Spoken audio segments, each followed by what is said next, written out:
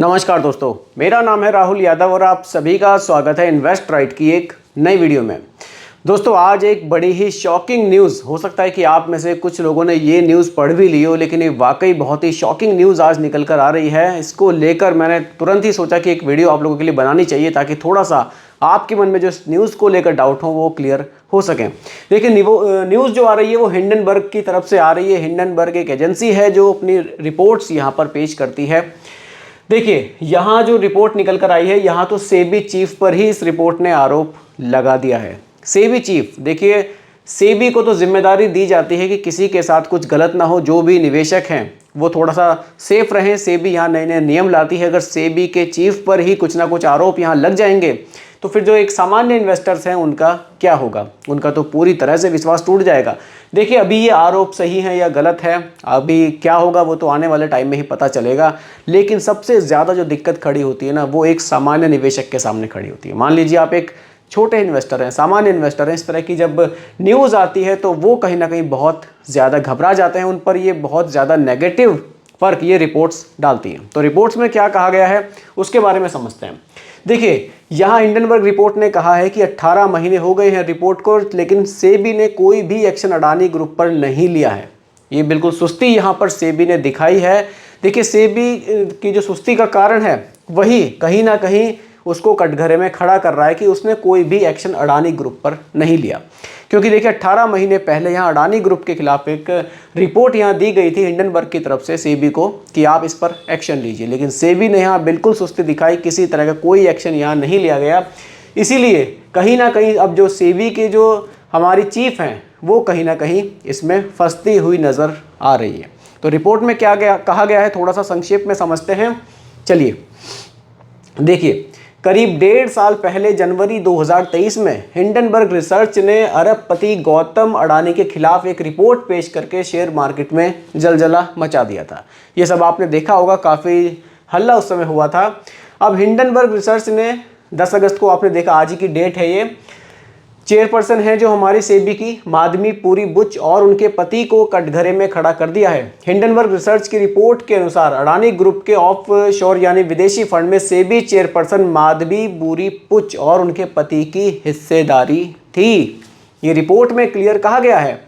Hindenburg research ने यह report अपनी वेबसाइट पर भी पोस्ट की है। इस रिपोर्ट के अनुसार आप देख सकते हैं, market regulator SEBI head Madhabi Puri Buch और उनके पति धवल बुच के पास बरमूडा और मॉरिशस फंड्स में स्टेक था, जिसका लिंक विनोद अडानी से जुड़ा है। विनोद अडानी आप जानते होंगे, ये गौतम अडानी के बड़े भाई हैं। तो कहीं ना कहीं लिंक इनको मिल रहा है कि ये आपस में इनमें लिंक है, इसीलिए यहाँ सुस्ती बरती गई है। हमने जो 1.5 साल पहले रिपोर्ट इनको दी थी, इसीलिए उस रिपोर्ट पर कोई एक्शन अभी तक सेबी ने नहीं लिया था।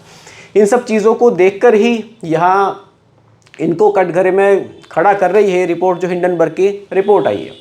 देखिए, हिंडनबर्ग रिसर्च के पास मौजूद डॉक्यूमेंट के मुताबिक माधवी पुरी बुच को सेबी का होल टाइम मेंबर बनाने से पहले उनके पति धवल बुच ने मॉरिशस फंड एडमिनिस्ट्रेशन को ट्राइडेंट ट्रस्ट के निवेश को लेकर एक लेटर लिखा था। इस मेल एक ग्लोबल डायनामिक अपॉर्चुनिटी फंड को लेकर था। यही इन्होंने एक फंड बनाया था, ग्लोबल डायनामिक अपॉर्चुनिटी फंड, जिसमें ये अपना पैसा निवेश करते थे।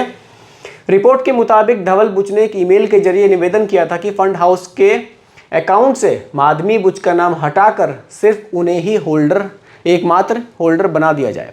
कारण क्या था उस समय? देखिए, जो माधवी बुच हैं ये सेबी की चीफ नहीं थी, लेकिन ये चीफ बनने वाली थी। इसमें आगे देखिए, आप पढ़ भी सकते हैं। देखिए, इस मेल से ऐसा लग रहा था कि राजनीतिक तौर पर संवेदनशील पद, सेबी चीफ का जो संवेदनशील पद है उस पर नियुक्ति से पहले वो चाहते थे कि उनकी पत्नी का नाम इस अकाउंट से हट जाए। तो ये सब चीज़ें इस रिपोर्ट ने बहुत खंगाल कर निकाली हैं, पूरे लिंक निकाले हैं कि कहाँ कहाँ से इनका लिंक है, इसीलिए ये रिपोर्ट पेश की गई है। अब देखिए, इस रिपोर्ट के पेश होने से कहीं ना कहीं कुछ ना कुछ तहलका कल से मार्केट में आपको देखने को ज़रूर मिलेगा। अपनी तरफ से मैं कुछ नहीं कह रहा हूँ, मैं केवल रिपोर्ट आपको ये दिखा रहा हूँ, लेकिन फिर भी रिपोर्ट का देखिए कहीं ना कहीं फ़र्क तो यहाँ मार्केट पर ज़रूर हमें देखने को मिलेगा। देखिए, आप इसको आगे भी देख सकते हैं। आप थोड़ा सा संक्षेप में मामले को समझें।